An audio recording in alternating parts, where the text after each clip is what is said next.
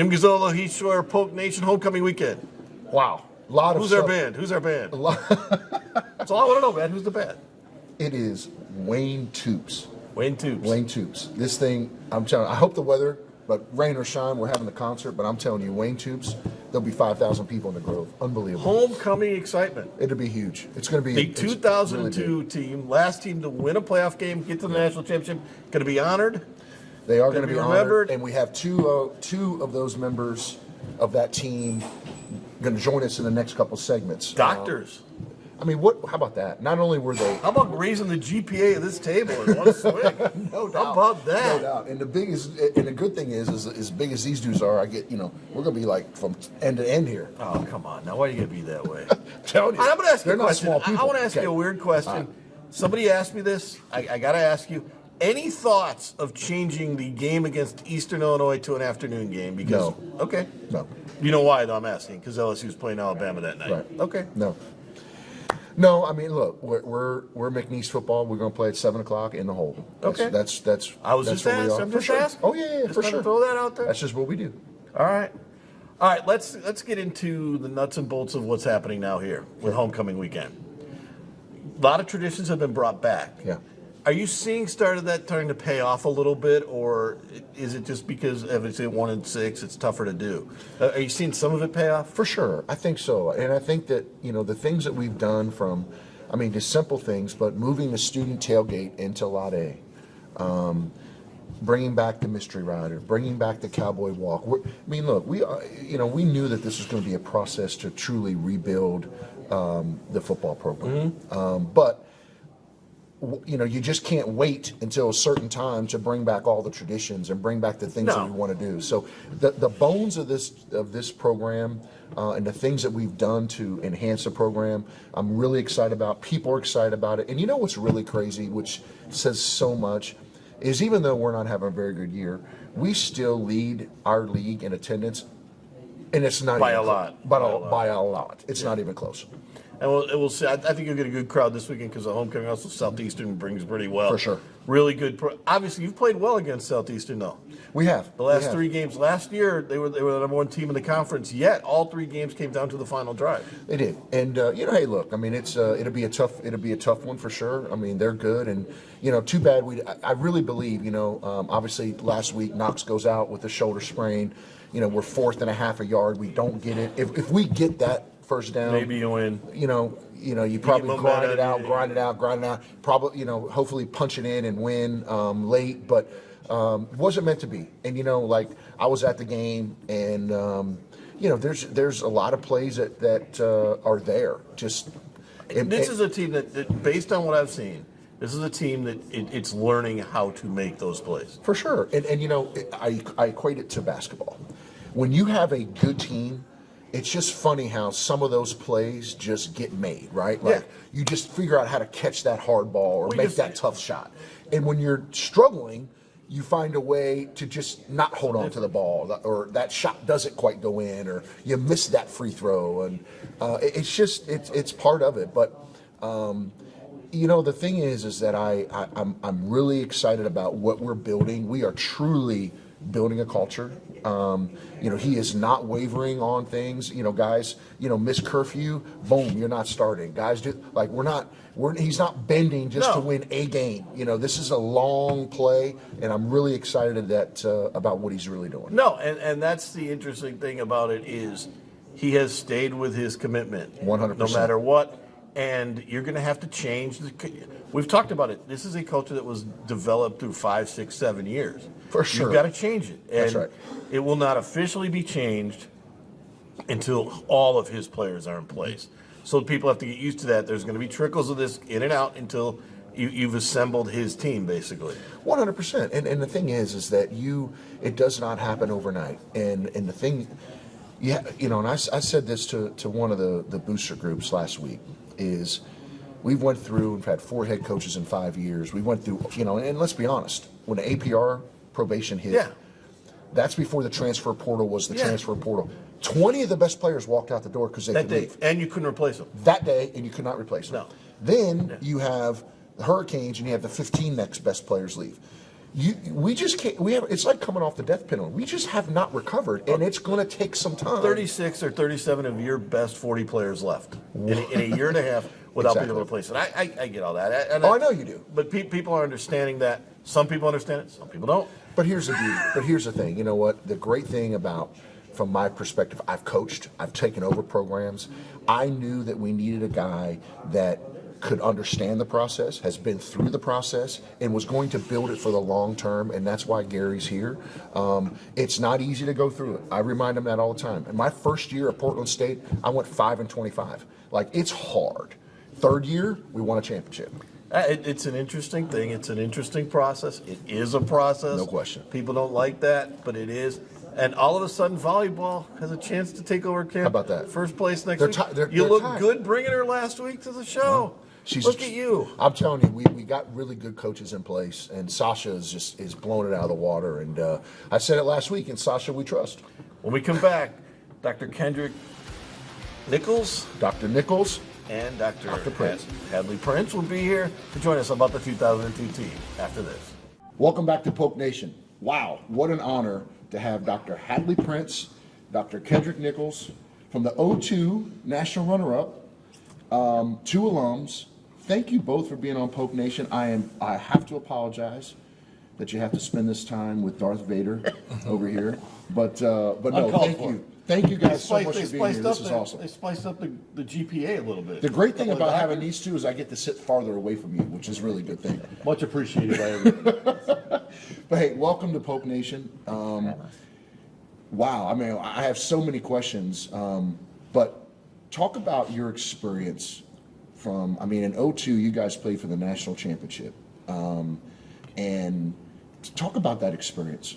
Dr. Prince, would you go first? All right. Well, basically, the experience from my standpoint, being a starter and being there for the 4 years prior to that, and then being the year before I got here, they made it to the national championship as well.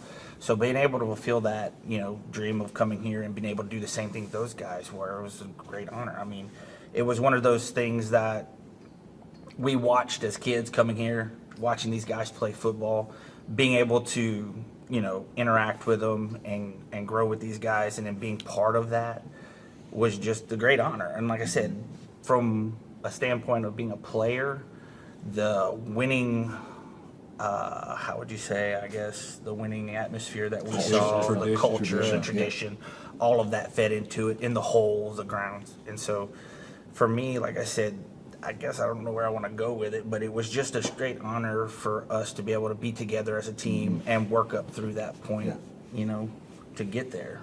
Yeah, and to add to that, as a person who was a support player on that team, I was a sophomore that year, really had the opportunity to look up to guys like Hadley and the other seniors on that team as far as the commitment and the passion that it took to be a winning program. And one of the things that I share with this year's team that I reflect on from that year was the togetherness that was among that team. We all came from different walks of life. We all had different paths as far as our academics and our involvement on campus. But when it came to the program and games and practice and competing, there was no separation between the individuals on that team. So I think that was a big deal, just the close-knitness between the team. The biggest thing I remember about it all was the brotherhood. Yeah. Being with those guys every day and going out and having each other's back day in, day out. We hung out together. We did things together. Didn't matter, like you said, what walk of life you came from, man. We just all fit together. BJ Sams, Luke Lawtons, Roderick Royal, all these guys came together. And like I said, Florida, some of them were Texas and different things like that. But when it came down to the field and to that atmosphere, all we knew is, and to be honest, is how to win. It's funny that you said that, because obviously I played basketball, right? And I played in college, and I always say, you think about the world today and our country today, and there's so much division and all that. But you know what? I've kind of joked before. If everyone could just go in a locker room for 3 or 4 years, you throw all that stuff aside, because it's like we're going for one thing, one goal, one purpose. It doesn't matter where you're from, your background, your nationality, your religion, you're going in one direction. So I can really I recognize that, and that's really, really cool. And that's absolutely true. And then, like I said, these guys, I've kept in touch with a lot of them. It's 20 years ago, man. I feel old, but it was 20 years ago, and I still talk to these guys, and we still bring up those memories, and we still, just like yesterday, you can call somebody up and say, hey, bro, I got this going on. What you need? What you got? I'm coming. Where you at? I mean, you don't have to come today, but okay.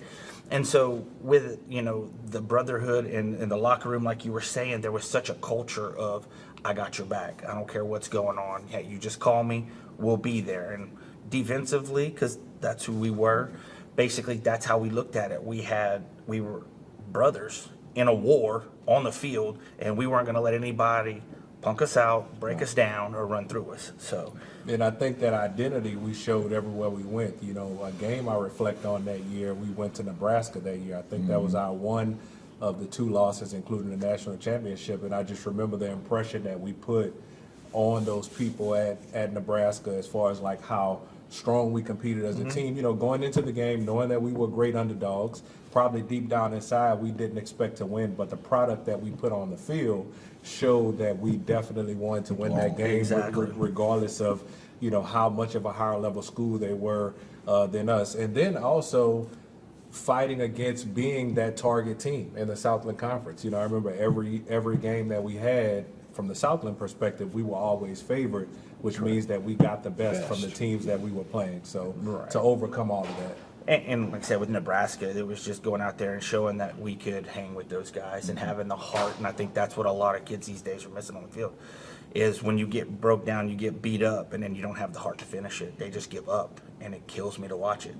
We never had that. It was, dude, I don't care if there's 1 second left on the clock. I'm going to take something with me. Well, the reason why they're here is because this is homecoming week. They're being honored and remembered for the season. It's also the last time McNeese won a playoff game, unfortunately. But when we come back on Poke Nation, we're going to talk about the run to the national championship, including having to play Western Kentucky twice. Yeah. After this on Poke Nation. We're back on Poke Nation with 2 members of the 2002 national runner-up team. McNeese's last playoff win, unfortunately. Unfortunately for you guys, the last game you lost. But talk about the playoff run and the atmosphere of the town during that time and how the town got behind you and what a different kind of culture the town was then. Wow. They were invested. The whole town was invested. Something came up. Homecoming was ridiculous. They shut down the whole part of the town just so they could honor the players and be there to show their support for us. And we tried as a team, and I always brought that to our guys, is as a team we needed to respect and do what we need to do for the town. We did different events and stuff like that because the culture here was so enthralled with the McNeese football and the whole. You always heard about the whole. And coming in and supporting us, that culture now, I don't see it. We had players back then that were from this area. A lot of the families, I mean, you're talking cousins, aunts, uncles, everybody was there, including my family, which was huge. We had 40 or 50 people at every game. And so with the culture that was back then to what I see now is, like I said, I think people just kind of got distracted. Complacent maybe a little bit? Very complacent, and kind of they're sitting back and saying, okay, when are we going to have a winning season? When are we going to do this? Then I'll go. Once we start winning, then I'll go. And so that's kind of hurt it that way too. But back when we were playing, it was amazing, just the turnouts. It was something that we pride ourselves on. And what was it like to be kind of in that bubble and seeing a town come to that? Right. Well, one of the things I remember about the playoff run and what I think led to the atmosphere, we were the Cardiac Cowboys that year.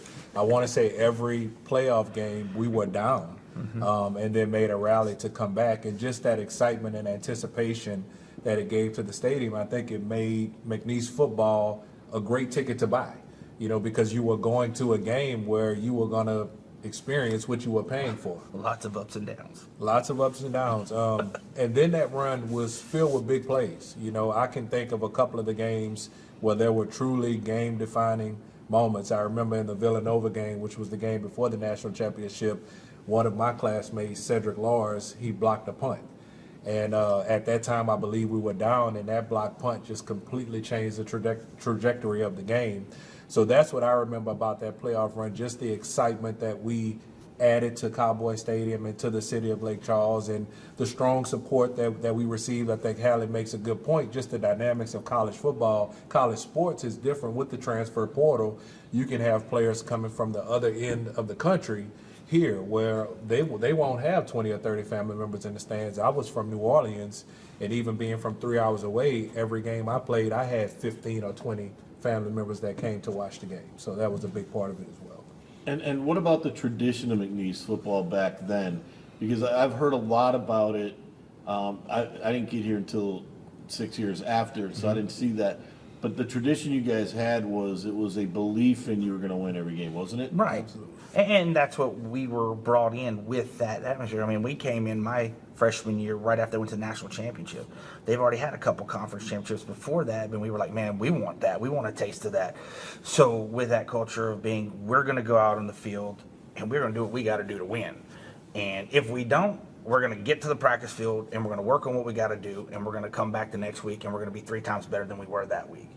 And so with those kind of leaders that we had, the Blake Prashons when I was there, Blake and Tim Leger, they were on offense, but man, they were still team leaders. They would come out and used to support us and when we were doing all the different things. And so kind of that reputation of we were coming out, we were going to take you down as much as we could, and we were going to score, and that's what it was going to happen. There was no questioning that we were going to win as a team. Now, if we lost, okay, well, like I said, we're gonna rectify that the next weekend because we're gonna blow the next people out because we were very upset. And the quality of the team was on multiple levels. You know, I know a lot of people right now, you look at the Alabamas and you see how when one player goes down, the next player comes on the field, and it's almost no different. And you can just imagine what the atmosphere is like as far as their practices. You know, I can remember our two-a-days, and like I tell the players, like our real two-a-days, it was literally a game every day. Yeah. You know, when we did 1D against 2-0 or 2D against 1-0 or 1s and 1s, 2s and 2s, whoever was on the field, it was strong competitiveness. It was rough. And that translated into the success that we had as a team. You know, every day was a battle, so a battle on Saturday really wasn't different. Well, our scrimmages were rough. Right. Because we had coaches against coaches and we had players against players. And then on the field, we hated each other, but off the field, we were brothers. But I remember a lot of times, being aggressive and almost getting in a fight just with my buddy. And I'm like, dude, what are you doing? We were trying to, take helmets off, and they were trying to prove a point. We were trying to prove a point. Who was going to have the better day? So. And I guess my last question for you guys is the romance of kind of Division I AA back then seems to be lost a little bit with all the TV games and that. Do you miss that? Seeing it? I think it put a chip on our shoulder because, again, I reflect on that Nebraska game, how we went there expecting to win. The A&M game in 01, we went there expecting to win, was winning for 3.5 quarters and lost at the end. Kansas State, I know that was after Hadley left the following year, we went there expecting to win. So it put a chip on our shoulder. When we come back for our final segment, we'll keep the doctors with us and talk about the championship game and the memories of that playoff run in the season that was after this. Back with Drs. Kendrick Nichols, Hadley Prince, and the 2002 football team. The last one for McNeese to win a playoff game, last one to get to a national championship game. Strangely enough, you had to play Western Kentucky. You beat their brains out here. How hard was it to get back up for them, or what was the difference, and just was it strange to play somebody twice? It was strange, but from the beginnings of the playoffs, we were number 1, they were number 16. That was probably the only team that I was afraid we were going to have to play. Because basically I knew their coach, great human being, did a great job with that team. But when we played them here, they were missing a few guys, and you could see they were on the edge of doing something good. And then all of a sudden they go in and they play number 2. They beat them. They play number 3. They beat them. They played the 4, like 1, 2, 3, and 4 to get to where we were. And it was just like, man, I do not want to play them. I hope we play Georgia Southern. But like I said, it was that. And then getting there, they had all the momentum. They all, I'll remember things like we walk into our dinner for the national championship. We're all dressed nice. They come in straight windsuits, look like they were in the Army. Yes, just sir. marched in there and Yes, sat sir. down, and we're like, okay. And like I always tell everybody, we had great players on our team, but we consider ourselves the Bad News Bears, man. These guys played hard and played hard. And so when we come in there, I was like, I hope we're mentally ready, because I don't think most of us were mentally ready for that part when it came down to the national championship, because we did kind of have a big head. We played up, we played everybody, we came back, so it wasn't a big deal. We never got pressured. Like, it seemed like even if we were down in the first half, we were never pressured in the second half to do anything, because we knew we had the offense that could come back, and we knew if we changed a few things on defense, we could come back. And so, like, when I saw that, I was just kind of like, I hope we have it up here, and apparently we didn't.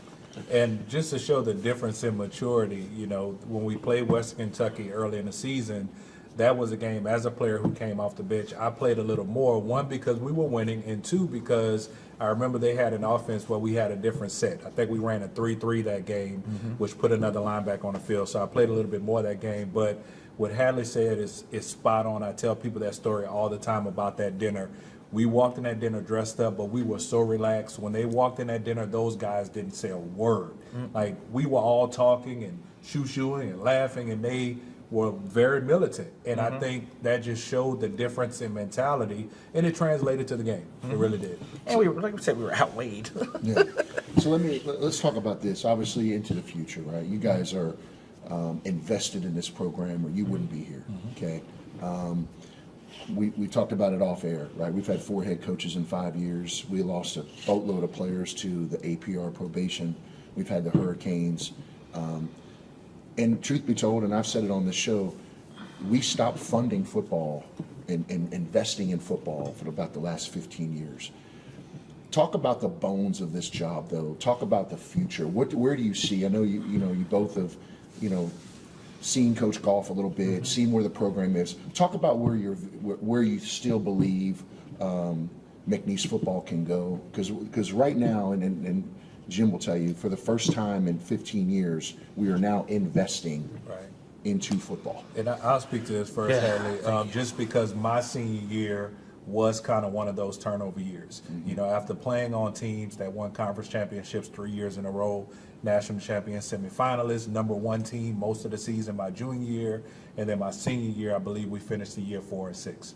That was a year where we knew it was a transition, and those of us who were seniors, we were invested in the program for the future, so we kind of went with the flow of the program at that time. What I would say to those today is understand that it's a process, and the team is currently going through a process of rebuilding, rebranding, building a new culture, new systems, and if people stay committed to the program for the next couple of years, I think we will see results that will make us very pleased. Oh, for sure. Like I said, you have to get that investment from your players, though, and I think that's going to be hard with all the stuff that's going on with the portal and all of that, is keeping people invested in, hey, come down. Yeah, we're losing, but next year we got a chance. Well, if your 2-star players decide, hey, I'm going somewhere else because they lost there, it's going to be really hard. We hope that, with investment, that we can actually hold those players here, not just because you're winning, because of the culture, because of the town, because of the people, because of the fans, getting that build. Bring in those local kids that have heart, that, hey,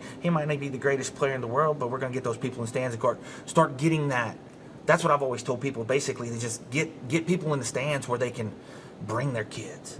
Get those kids invested. Get those high school kids vested back in coming to the games, because that's what we used to do after a football game on Friday night. We was at the McNeese game on Saturday watching the game. Sure. And so I think we've lost a lot of that. We lost a lot of that investment from the actual city, because, like I said, we just can't keep things going the same path. And keeping those players around. And then, like you said, with the coaches, that's always hard. Once we get the coaches back, get a stable, basically, locker room, that's when you're going to see that start to win again. I want to thank you guys for stopping by. Enjoy your weekend. Absolutely. I want to remind everybody out there that the McNeese Coaches Show is on 103.7 The Game and 104.1 The Game Lake Charles on Wednesday nights at 6 p.m. So join me and McNeese Coaches on that, and we'll see you next time on Polk Nation.